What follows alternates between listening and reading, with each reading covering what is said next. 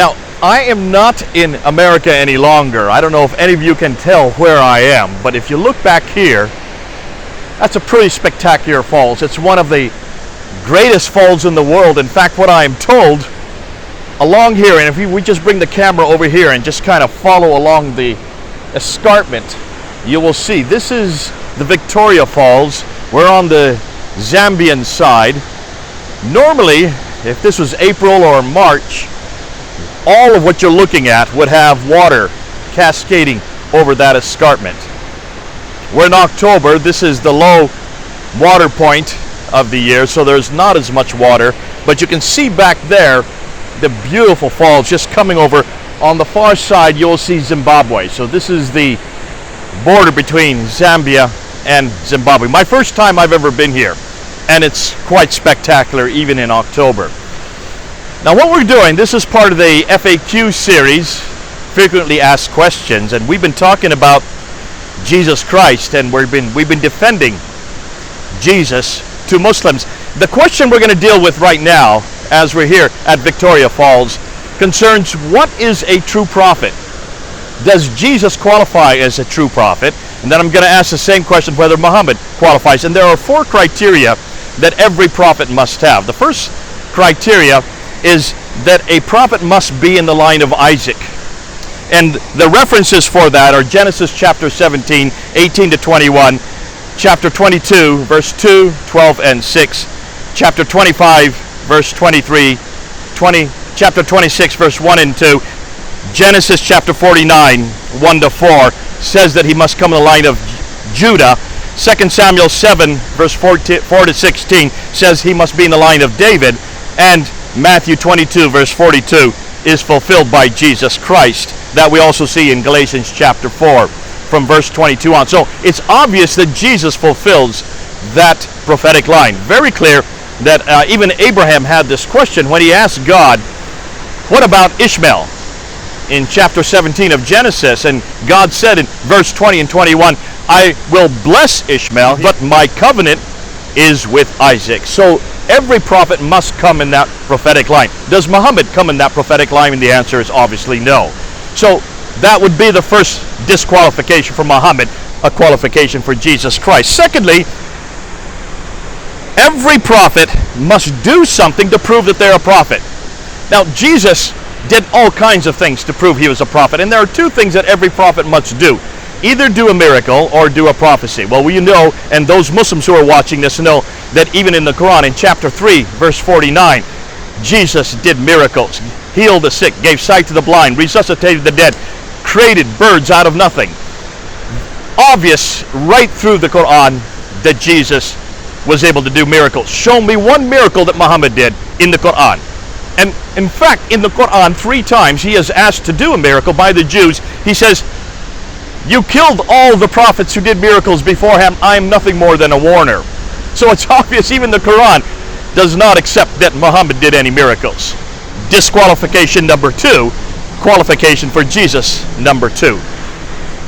And then thirdly, every prophet must have a consistent message. This comes out in Deuteronomy chapter 4, verse 1 and 2, Isaiah chapter 8:20, Matthew chapter 5, verse 7. There are so many references. I could go on and on.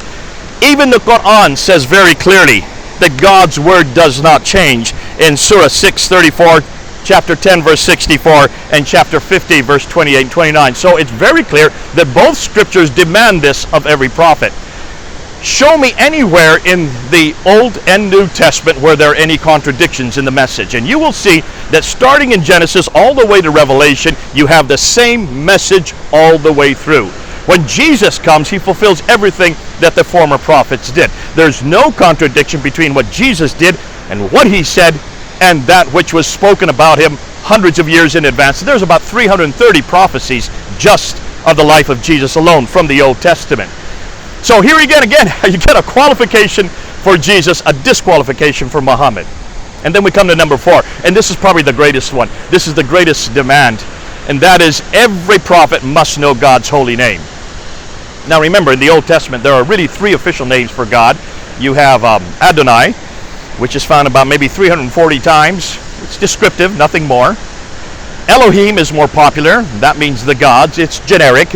Interestingly, Elohim is plural. It's 3 or more. That's found about 2,000 times, but that is not the name that Moses wanted. Before Moses went down to Egypt, he turned to God and he says, give me your name. So when I go down to Egypt to bring the Israelites out of captivity, they know what God I'm representing. And at that time, in Exodus chapter 3, verse 14 and 15, God gave him his name. Just 4 letters, Yahweh. Vowels, we put the vowels in where most scholars believe that it should be Yahweh. Some go with Jehovah. I would go with Yahweh. So that's the name that God gave to Moses back in 1400 BC. That is the name every prophet used. You will find it right through the Old Testament, 6,823 times. So 3 times more than any other name for God is that name. If every prophet knew that name, did Jesus know that name? And the answer is unequivocally yes. Look at John chapter 8, verse 58, where not only did Jesus mention that name, he claimed it for himself. Look at the reaction of the Jews. They take up stones to stone him, because here a mere man was not only claiming God's holy name for himself. So, Jesus qualifies. Did Muhammad qualify on this? Absolutely not. You will not find that name anywhere in the Quran. You will not find that name anywhere on the lips of Muhammad. You will not find that name anywhere in his Surah, his biography. So not only does it disqualify Muhammad, qualifies Jesus, more so since Muslims claim that he is the greatest, the finest, the seal of all prophets. Why did he not know God's holy name? It's a question I leave for you Muslims. So if we're looking for qualification as to who is the real prophet, I would say Jesus qualifies in all 4 major categories. Muhammad is disqualified in all 4. Muslims, come on home. There's only one qualified person that you really need to follow. There's only one person who is qualified not only to be a prophet, but to be God himself, as we've been saying in these videos. Who is the real prophet? Well, it's Jesus. Not Isa, but Yeshua. God bless you. This is Jay. Isn't that gorgeous? Here at the Victoria Falls, you can't get a better backdrop to do these videos than right here. This is Jay then, over and out.